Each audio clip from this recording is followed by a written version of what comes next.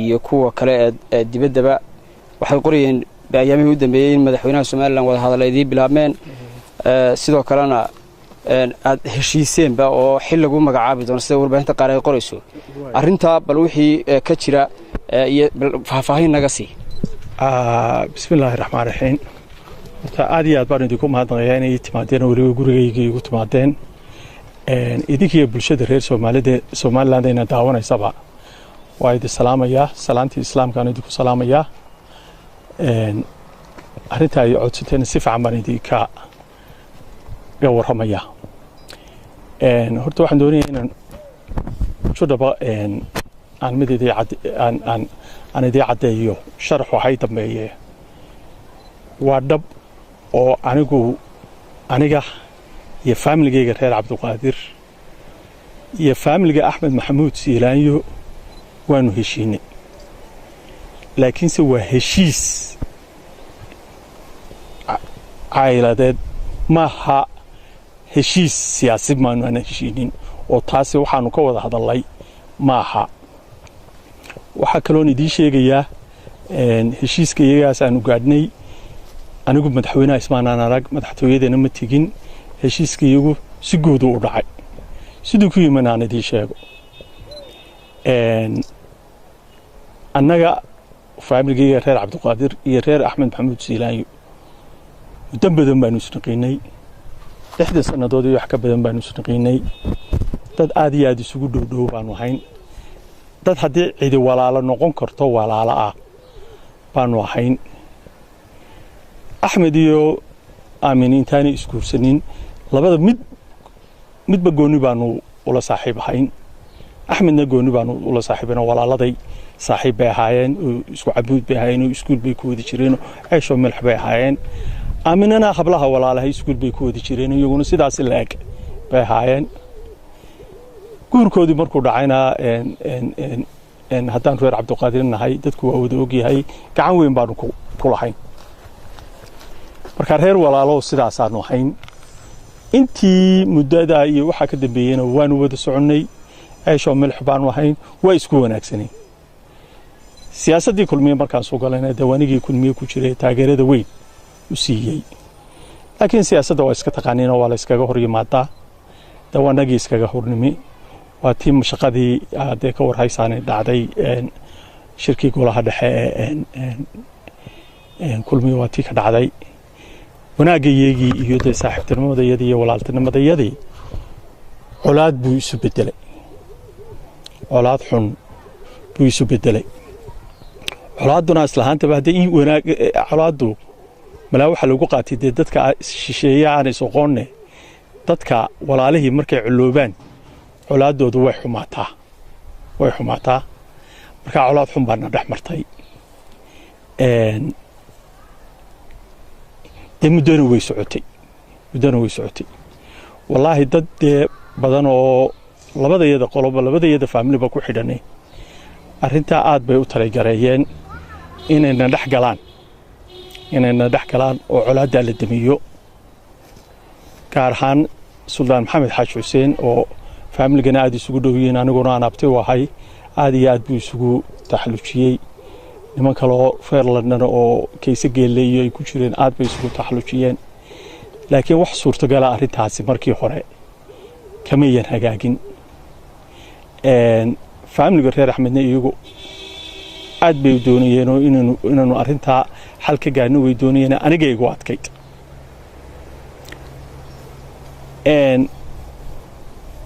aniguna markii dambe waan fakiray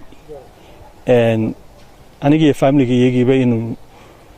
colaaddii joojinno waanu isla garanay sababtana weydii sheegaya horta 3 waxba waan ka eegay waa mid dee horta colaaddu hadday sii socoto faa'iido allaaliya faa'iido ay leedahay ma jirto haddii faa'iido ku jirto oo colaadaad qof u haysaa dee wax kaaga soo neeqayaani dee taas waa macquul weeyaan waad sii wadi kartaa laakiin haddaan wax faa'iido khasaare mooyaane faa'iido aanay lahayn dee diinta muslimkaaba ku odhanaysaa colaadda iska daa horta taas way jirtaa ta kale jirtaa waxay ahayd colaaddaasi aniga damacayga siyaasiyeed caqabad bay ku ahayd sababtaydu ahayd aan idiin sheego anigu waxaan ahay nin siyaasi oo xora oo madax bannaan waxaan ahay nin siyaasi oo madasha ku jira in xawaasha dee dalku ka soconayaan ra'yigiisa ka dhiibtaa baan ahaa laakiin se ra'yigaygii waxaa had iyo goor daciifka ka dhigayo haddii beedikeeda leeyahay qiimuhu lahaa ka qaadayay waxaa la odhanayaa oo isaga waxa ka hadlaysiinaya wuxuu sheegayaa waxa weeyaan siilaan iyo colyihiin waxaan idhaahdaaba markaa qiimahoodii ma yeelin qiimo ka hooseeya bay yeelan jireen horta taasi inay iga hadho waa doonayay ta kale jirtaayna waxay ahayd haddii beedikeeda leeyahay dee inaan ku sultanaado uun anigu nin damac siyaasiya lebaan ahay damac siyaasiyo weyn lebaan ahay inay had iyo goor idaba socoto uun dee wixii mashaqadii meeshaa kulmiye ka dhacday iyo siilaanyo col yihiin siyaasaddaydii hadday halkaa ku soo ururto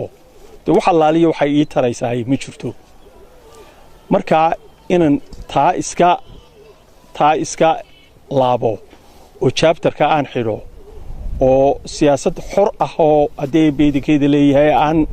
aan baagajkaa wadan ama aan calqaladaa wadan inaan sameeyaa anigay ii fiicnayd siyaasaddeeda ay u fiican tahay ta saddexaadee jirtaa waxa weeyaan dadkeenna soomaalidu waa dad reer somalilan waa dad aad u wanaagsan dad badan oo caqiibale baa ku jira laakiin xoogaa xunxun baa ku jira oo wanaagga kama shaqeeyaan xumaanta ka shaqeeya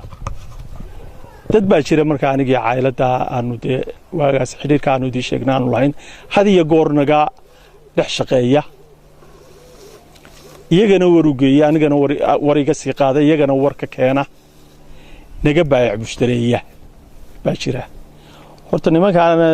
sheekadoodu inay soo go'do oo waxa ay ka baayac mushtareeyaan aanay jirin taana waa doonayay saddexdaa qodob baa hadda haddii beedikeeda leeyahay igu kalifay inaan nabadii qaato laakiin sidaan idii adkeeye sidaan idii sheegay heshiiskaanu heshiinay maaha heshiis siyaasiya maaha oo siyaasad kamaanaan wada hadal siyaasadna kumaanaan heshiinin waxaanu ku heshiinay uun labadii reeree walaala ahaa colaaddii dhex martay intay danto aanu walaaltinimadayadii soo celinno eeg siyaasadduna waa siyaasad colaadduna waa colaad haddaan ka soo qaado cabdiraxmaan guddoomiye cabdiraxmaan ama jamaal cali xuseen dee axmed maxamuud siilaanyo loolan bay kula jiraan oo kursigiisay ku socdaan laakiin colaadi kama dhaxayso marka dee siyaasadda in colaadda laga saaraay waa caafimaad badan bay leedahay halkaas markaa heshiiskaas labada qoysa ee walaaltinimo baanu gaadhnay anigu kulmiye noqon maayo dowladda geli maayo kursi anna ma doonanin iyaguna ima siinin sheekadaasi ma taallo ninkaas siyaasiga ee madaxa bannaan baan ahay ra'yigayga waa cabiranayaa halkayga baan anigu waxaan ahay dee siyaasigaa madaxa bannaan wixii wanaagee aan dalkaa u wado odhanaya baan ahay waxaan ahay nin damac siyaasadeed leh oo haddii beedikeeda leeyahay halkan aan maanta joogo inaan ka sii gudbo doonayaa qorshahaygaasi sidaasuu iigu jiraa wax mustaqbaloo maanta iigu jira anigu in dowladdan ama kama mid noqdo ama ma jirto iyaguna waxay ila doonayaan oo jaga ay hayaan oo ileeyihiin cabdiraxmaan oo jagadaas aanu ku haynaay ma jirto sheekadaa islamaanaan gelin arrintaasi qolooyinkii ku sheekaynayey haddii beedikeeda leeyahay kursi baa la siinayaa iyo rashafal baa lasoo samaynayaana haddii la samaynayona waa mid madaxweynuhu samaynayo anigu kama yihi qayb kama yihi kursi iiga bannaanay meeshaa ma jiro mid aan doonayaana ma jiro sheekadaasi halkaas sidaasaan u caddaynayaa laakiin heshiiskaa walaaltinimo waan soo dhowaynayaa colaaddaa na dhex martay inay dhammaatano waan soo dhowaynayaa waxaan u mahadnaqayaa dadkii ka shaqeeyey ee aada isugu taxallushiyey inay colaaddaasi na dhex marta ay dhammaato waxaan kaloo si fiican ugu mahadnaqayaa dadkii bulshada somalilan maalintii markay mashaqadu ka dhacday dee shirkii kulmiye taageeray ii hadlay ii codeeyey hoolka dhexdiisa igu taageeray boorama ka hadlay hargeysa ka hadlay burco ka hadlay xergaabo ka hadlay boohoodle ka hadlay shacab weynaha maalin kasta markaan arko ii garaabe aan suuqaa ku arko isalaame soo dhaweeya iyagana waan u mahadnaqayaa waxaan ka codsanayaa taageeradiinni aad iyo aad baan ugu mahadnaqonaa laakiin si colaadii ay mashaqadaasi keentay inay dhammaatay iigu duceeya inaanay dib iigu duceeya iguna taageera cabdiraxmaan haddii aan su-aasha ugu horreysa ku weydiiyo madaxweyne siiraanyo iyo qoyskiisa bahwadaag bad ahaydeen muddo dheer oo labadiina qoys bahwadaag bay ahaayeen qoysas kala fogana ma ahayn laakiin waxaa la leeyahay muhiimadda ugu weyne kulankan aad yeelateen waxay xukuumaddu